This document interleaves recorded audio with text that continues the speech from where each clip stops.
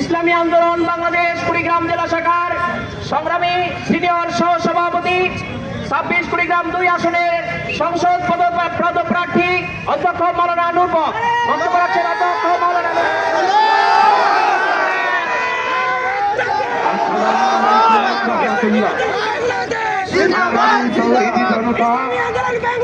এদেশের মুসলমানেরা দীর্ঘদিন ধরে প্রত্যাশা করেছিল ইসলামী দলগুলো যেন একই কাতারে আসে, একটি প্ল্যাটফর্মে আসে। আজকে আমরা দেখতেছি তারই বাস্তব নমুনা। 8টি ইসলামী দল একই কাতারে একই প্ল্যাটফর্মে এসেছে। আমরা ঐক্যবদ্ধভাবে এবার ভোটের আসনে প্রতি দলের পক্ষ থেকে যেখানে যে প্রার্থীকে দেওয়া হবে আমরা সেই প্রার্থীকে এবার জয়ী করতে চাই। বর্তমান পরিস্থিতি বদরের যুদ্ধের মতো।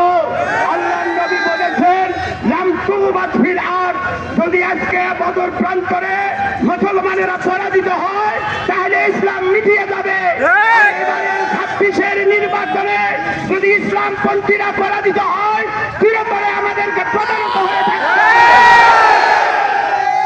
আমরা জুলাই সনদের আইনি বাস্তবায়ন চাই, আমরা পিয়ার পদ্ধতির নির্বাচন চাই, প্রয়োজনীয় সংস্কার চাই, আমরা বিচার দৃশ্যমান চাই। সেই জন্য আগামী 3 তারিখে রংপুরে মহাসমাবেশ